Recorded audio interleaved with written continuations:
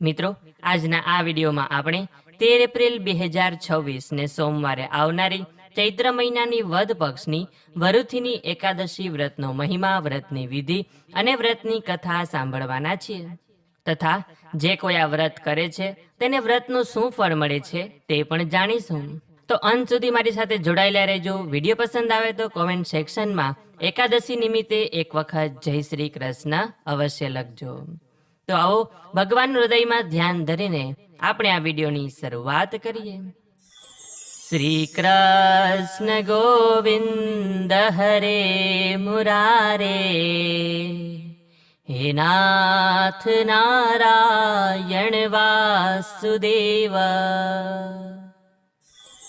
મિત્રો, એકાદશી એટલે કે 11. દરેક માસમાં 2 એકાદશીની તિથિ આવે છે, એક સુદ પક્ષ તો બીજી વદ પક્ષની. અને આ રીતે વર્ષની કુલ 24 એકાદશી થાય છે.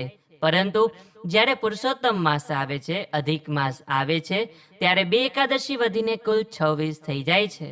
અને આ દરેક એકાદશીના અધિષ્ઠાતા દેવ ભગવાન શ્રી લક્ષ્મીપતિ નારાયણ છે. જે ભક્તો એકાદશીના દિવસે વ્રતનું પાલન કરે છે અને ભગવાન શ્રી નારાયણનું પૂજન કરે છે, ભક્તિ કરે છે, તેમના પર પ્રભુ સદાય કૃપા દ્રષ્ટિ વરસાવે છે. આવા ભક્તો જન્મ મૃત્યુના ચક્રમાંથી મુક્તિ મેળવે છે, કારણ કે એકાદશીની તિથિ પ્રભુને અત્યંત પ્રિય છે. સ્વયં એકાદશી મૈયા શ્રી હરિના અંગમાંથી ઉત્પન્ન થયા હોવાથી આ તિથિને સાક્ષાત ભગવાનનું જ સ્વરૂપ માનવામાં આવે છે. આ પવિત્ર દિવસે ભગવાનની સેવા પૂજા કરીને, તુલસી પત્ર અર્પણ કરીને સર્વે પાપોમાંથી મુક્તિ મેળવી શકાય છે. બ્રહ્મ હત્યા જેવા ઘોર પાપ પણ આ વ્રતથી નષ્ટ થાય છે. ખાસ કરીને ચૈત્ર મહિનાના વદ પક્ષની એકાદશી, કે જેને વરુથીની એકાદશી તરીકે ઓળખવામાં આવે છે, તેનું વિશેષ મહત્વ બતાવેલું છે. વરુથીની એટલે કે અંદર અને બહારથી સર્વે પ્રકારે રક્ષા કરનાર એકાદશી. તો હવે જે કોઈ એકાદશીનું વ્રત કરે છે તે દસમીની સાંજથી પણ કરી શકે છે અને એકાદશીના સૂર્યોદયથી પણ આ વ્રત કરી શકે છે.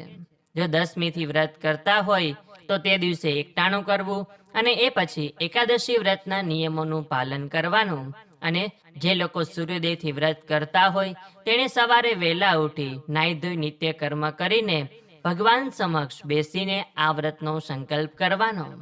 જ્યારે આપણે સંકલ્પ કરીએ છીએ ત્યારે આપણા હાથમાં તુલસી દળ અને પાણી રાખવાનું અને ભગવાન સમક્ષ દીવો પ્રગટાવવાનો. એટલે આવી રીતે જળ, વાયુ અને અગ્નિની સાક્ષીએ આપણે ભગવાન સમક્ષ સંકલ્પ લેશું કે મમ આધ્યાત્મિક, આધિદૈવિક, અધિભૌતિક તાપત્રય શમનપૂર્વક શ્રી લક્ષ્મીનારાયણ પ્રીત્યર્થે એકાદશી વ્રતમ અહમ કરીશ્યે. મમ એટલે કે મારું, આધ્યાત્મિક, આધિદૈવિક, આધિભૌતિક એટલે કે 3 પ્રકારના દુઃખ, શારીરિક, માનસિક અને કુદરતી આફત. તાપત્રય શમનપૂર્વક એટલે કે 3 પ્રકારના તાપ શાંત થાય તે હેતુથી. શ્રી લક્ષ્મીનારાયણ પ્રીત્યર્થે એટલે કે ભગવાન વિષ્ણુને માતા લક્ષ્મીની પ્રસન્નતા મેળવવા માટે એકાદશી વ્રતમ અહમ કરીશ્યે, હું એકાદશીનું વ્રત કરું છું. એટલે કે મારા શારીરિક, માનસિક અને કુદરતી દુઃખો દૂર થાય, આ 3 પ્રકારના તાપ શાંત થાય અને ભગવાન વિષ્ણુને માતા લક્ષ્મીની પ્રસન્નતા મેળવવા માટે હું આ એકાદશીનું વ્રત કરું છું.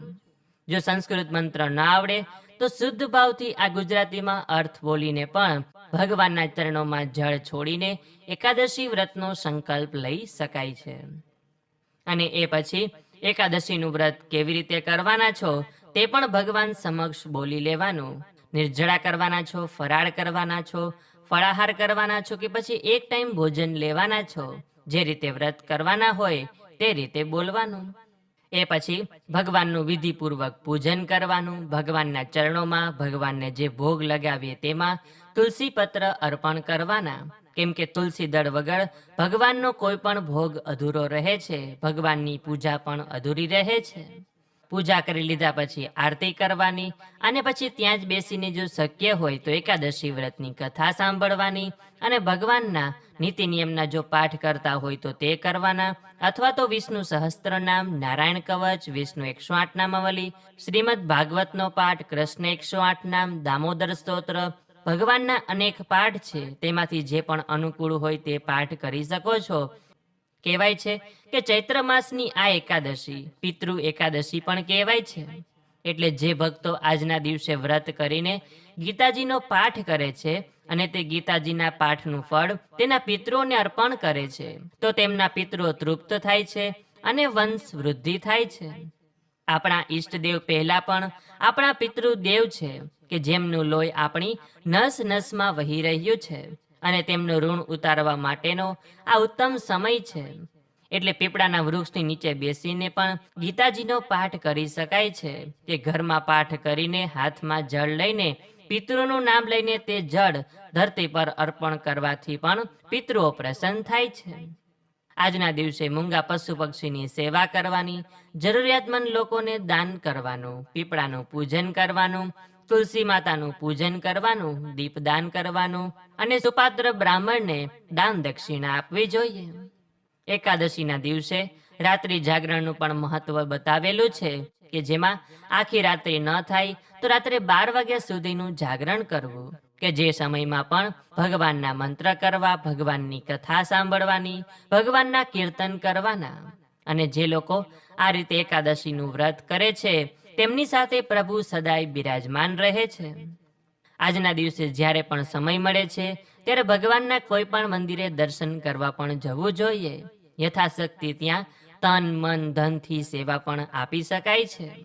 આજના દિવસે શક્ય હોય તો દિવસે ઊંઘવું નહીં, જુગાર રમવો નહીં, પાન મસાલા ખાવા નહીં, કોઈની નિંદા કે ક્રોધ કરવો નહીં. અને જો ભૂલથી પણ નિંદા થઈ જાય તો સૂર્યનારાયણ દેવના દર્શન કરી લેવાના, અથવા તો ભગવાનનું નામ લઈ લેવાનું.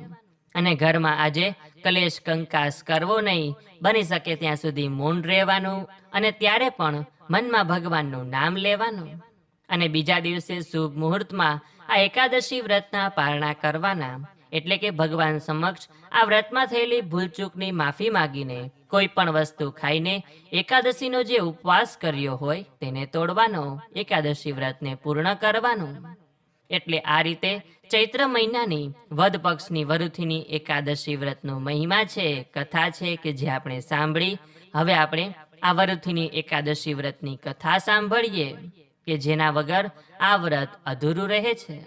તો હવે જે લોકોએ વ્રત ન કર્યું હોય તે લોકો પણ મારી સાથે જો માત્ર આ એકાદશીની વ્રત કથા સાંભળે છે તો પણ એકાદશી કર્યા સમાન પુણ્ય ફળ મેળવવાને ભાગીદાર બને છે.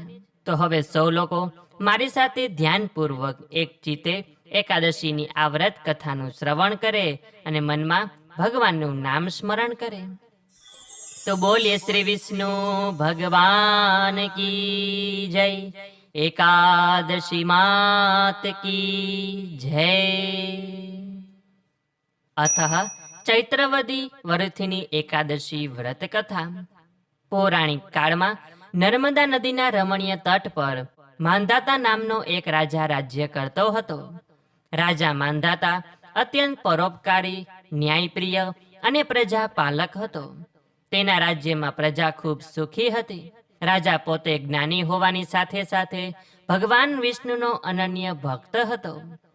તેને સંસારના સુખો કરતા ઈશ્વરની ભક્તિમાં વધુ રસ હતો. તેથી તે અવારનવાર જંગલમાં જઈને કઠોર તપસ્યા કરતો હતો. એક સમયે રાજા માંધાતા વનની શાંતિમાં એક ઘટાદાર વૃક્ષ નીચે બેસીને ભગવાન શ્રી હરિના ધ્યાનમાં લીન હતો. તેનું મન પ્રભુના ચરણોમાં પરોવાયેલું હતું. અને તે સમયે એક વિશાળ અને હિંસક રીંછ ત્યાં આવી ચડ્યું. રાજાને ધ્યાનસ્થ જોઈ રીંછે તેના પર હુમલો કર્યો અને તેનો પગ પોતાના જડબામાં પકડી લીધો. રીંછ રાજાના પગને કરડીને તેને લોહી લુહાણ કરવા લાગ્યું અને ઢસડીને જંગલના અંધકાર તરફ લઈ જવા માંડ્યું. રાજાને અસહ્ય પીડા થઈ રહી હતી, પરંતુ તેણે ધૈર્ય ગુમાવ્યું નહીં. તે જાણતો હતો કે આ તેના કોઈ કર્મનું ફળ હોઈ શકે છે. તેણે વળતો પ્રહાર કરવાને બદલે કે ક્રોધ કરવાને બદલે અહિંસાના ધર્મનું પાલન કર્યું અને રક્ષણ માટે પોતાના આરાધ્ય દેવ ભગવાન વિષ્ણુને મનોમન પોકાર્યા. ભક્તની અંતરવાણી સાંભળીને ગરુડધ્વજ ભગવાન વિષ્ણુ તરત જ ત્યાં પ્રગટ થયા અને તેમણે પોતાના સુદર્શન ચક્ર વડે રીંછનો વધ કર્યો અને રાજાને તેના પંજામાંથી મુક્ત કર્યો. જો કે રીંછના હુમલાને કારણે રાજાનો પગ પૂરેપૂરો છિન્ન ભિન્ન થઈ ગયો હતો. રાજાએ વેદના સાથે ભગવાનને પૂછ્યું કે પ્રભુ, મેં સદાય ધર્મનું પાલન કર્યું છે, તો પછી મારી આ દશા કેમ થઈ? ત્યારે ભગવાન મધુર સ્વરે બોલ્યા કે રાજન, તું દુઃખી ન થા. આ તારા આ જન્મનું પાપ નથી, પરંતુ તારા પૂર્વજન્મના અપરાધનું પરિણામ છે. પૂર્વજન્મમાં તે અજાણતા કરેલી ભૂલ આજે આ સ્વરૂપે તારી સામે આવી છે. પરંતુ ગભરાવાની જરૂર નથી.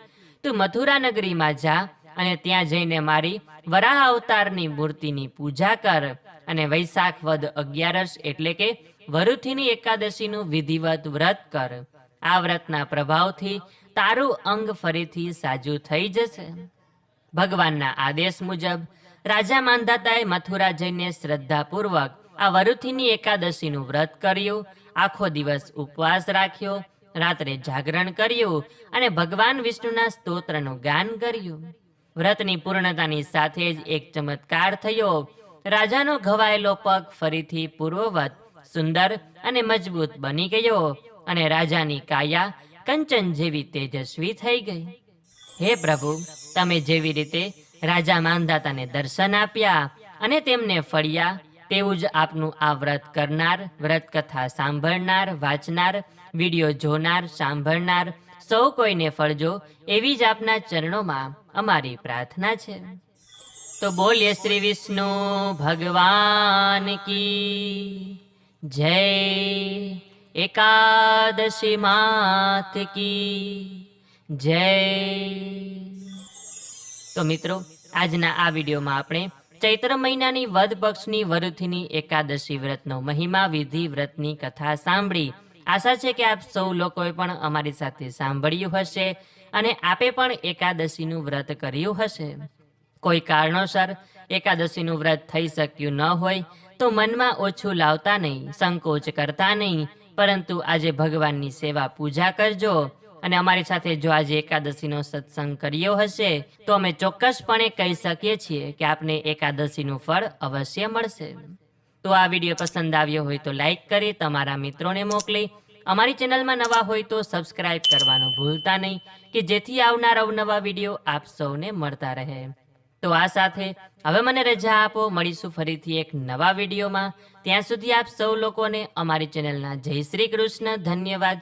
મારી સાથે જોડાઈ રહેવા બદલ, મને સાંભળવા બદલ આપ સૌ લોકોનો ખૂબ ખૂબ આભાર.